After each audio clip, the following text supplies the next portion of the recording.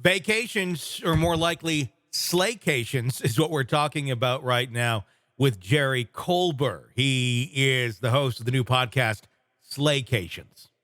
How about cruise ships? I mean, that's something we hear about, every now and then. It's like, oh, so-and-so got pushed off the balcony, or did they? The Keith Morrison voice, or did they? Yeah, How often do we see things like this happen on cruise ships in terms of homicides, whether it's going overboard or something else in the room? Because a lot of times you think of big, happy. I still think of Kathy Lee Gifford on the Fun Ship for the 1990s Carnival commercials.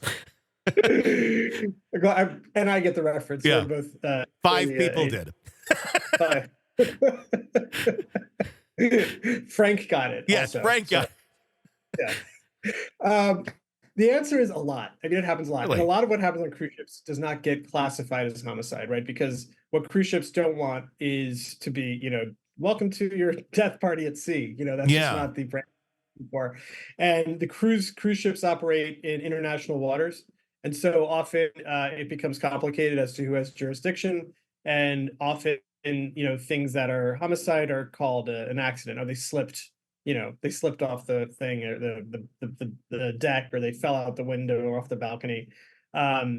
But it does happen a lot. It could be almost its own spin-off show, to be honest. Really? And some of the times when people do get caught, it's so incredible how confident they are that they're going to be able to tell these crazy lies.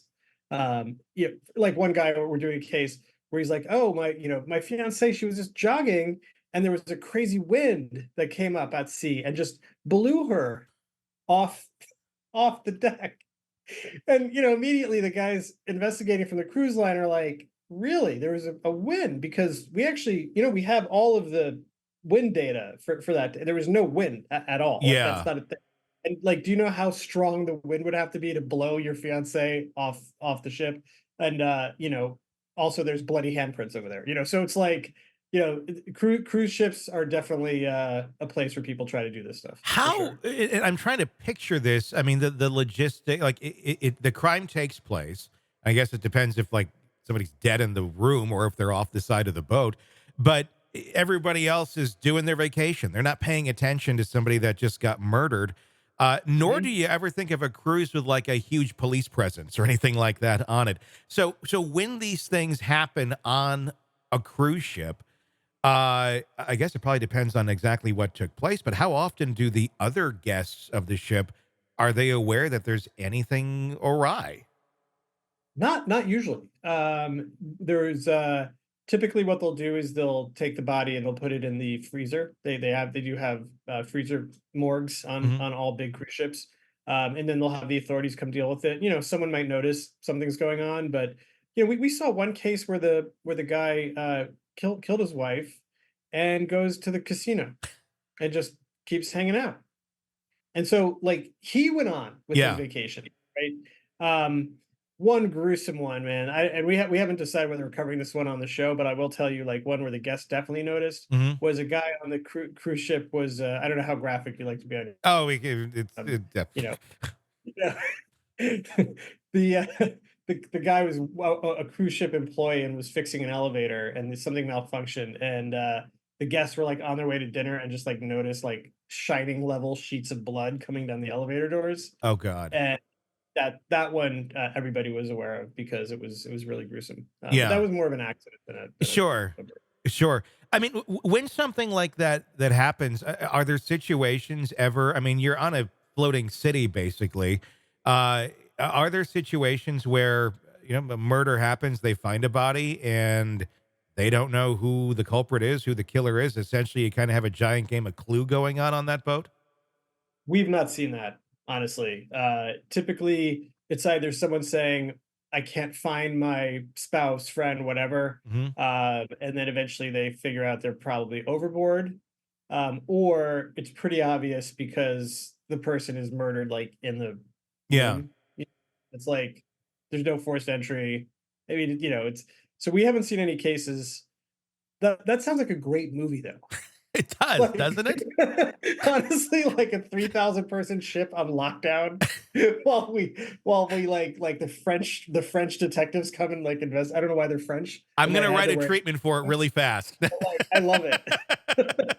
Like nobody's getting off this ship until we find out who murdered Dr. Marks, you Exactly. know? It's Clue on a ship, basically. Yeah, I mean, and that's what I wonder about with something like that. I mean, it seems like that could happen. You almost answered one of my questions. How often is it that the murder takes place on the Slaycation, where the murderer or the surviving members or member just continues on with the vacation and doesn't really kind of let it ruin their fun? Yeah. So it depends on this type of slaycation, right? If it's a slaycation where you've arranged an accident, you don't want to continue on your fun because you have to report the accident, try and make it look like an accident, and then mourn and be sad and all of that. In the case where you're trying to make someone sort of disappear, people will just keep on going. They'll Hmm. just pretend it didn't happen. Or if you're trying to distance yourself from it, but more often than not, we see people who try to make it look like an accident, and they're really people are really bad at hiding murders in general. Like they don't usually look like accidents as much as they think they would. Is there ever a trend that you see in this where it's like, oh, this seems to be something that humans think they'll get away with? I mean, obviously not just murder, but murder in this fashion on vacation. What could possibly go wrong? That really, if you take a step back or maybe watch an episode of Dateline or two, you go, yeah, you're going to get caught for that really, really fast. But people seem to think Yeah. that they're going to be immune to it. Yeah. Yeah, honestly, I think if you listen to 3 or 4 episodes of Slaycation, if you were thinking of killing someone on vacation, you'll probably change your mind because you'll see how easy it is. Like Slaycations are not this like people think it's this easy. I mean, if murder could ever be called easy, they think they're going to get away with it because it's easy. The person's vulnerable, they're relaxed, they can make it look like an accident, and it just doesn't work. The authorities are very suspicious. The one thing, a lot of these people do it for money. There's an insurance policy or a house or something. It's so clear. It's like a spotlight when that's the case. As much as people think they can hide their financial motive, it's so obvious. Even when sometimes they're very clever and they get caught. So, um, yeah, that is definitely a trend. People think, oh, I'm going to get away with this, and they don't. That's that's not surprising. They think they can get away with it at home. I'm not surprised they feel the same way when it comes to being on vacation Yeah, and as well. the other side of that coin is there are quite a few cases we've looked at where we really go deep into them Mhm. where it was considered a murder, but it's actually questionable. Like where Yeah, maybe it was an accident. And so we actually make a point of looking at some of those because there are people who we think and other people think have been incorrectly accused of murder or forced to plead a murder mhm. when it actually either was literally an accident or maybe it was something careless, right? But Yeah. not an intent. So there's quite a few of those cases as well. Here's an interesting one, and I'm running through my mind of I've several trips planned later this year. I'm not planning on murdering anyone, but I'm thinking of Slaycation. all the things that you have to do when you go on like an excursion, where it's not necessarily murder, but someone could die. Where it's like sign your waiver, we're not Yeah, responsible for anything. And in some of the excursions you go on, outside of the US are maybe things that wouldn't necessarily be deemed safe in the United States or in some other countries, depending on what they have going on. How often does that end up being the case where people go on their excursion? Maybe it's something looks a little risky, but you got the waiver. What could possibly go wrong? Where that ends up being the demise. Is that a common thread in this? you mean demise like someone makes a point of making sure they're demised, No, I wouldn't or say that. Well, I guess both, but my thought was more so, hey, you're going out to do the scooters in the ocean, and you drown. There's a leak in the thing. I did that this last summer in Hawaii, and I hated every moment of it. It looked really fun. I felt like I couldn't breathe. But others were just fine. But things like that, where the infrastructure or the actual excursion that you're going on goes horribly, horribly wrong. Yeah, we've seen a couple of those, not as many as you would think. Like most of those operators, they're really incentivized to make sure you come back in one piece. Sure. So yeah, for obvious many obvious reasons.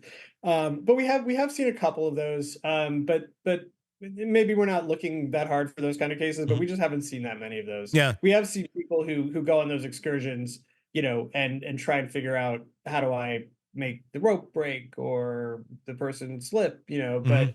but more typically these slaycations are happening like someone takes their person that they're trying to murder somewhere secluded. They're Mm. not usually happening in a group.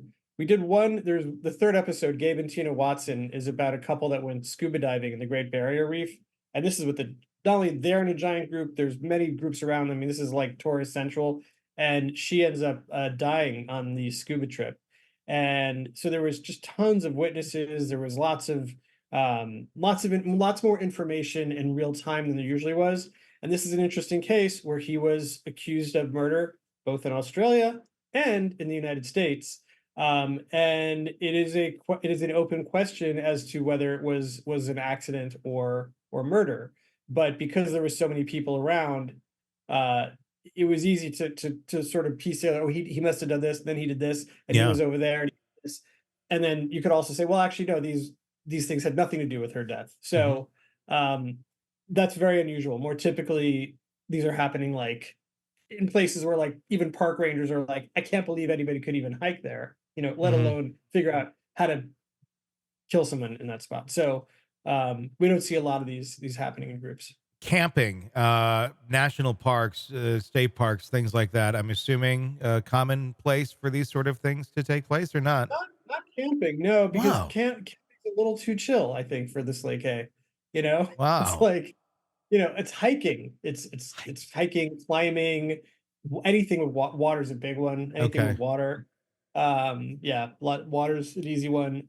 People think they can get away with it. But no, we haven't seen a lot of like, you know, let's hang out and have s'mores and Yeah, kill someone's someone. dead at the end of the with a s'more Yeah. stuck into their head or something. Yeah.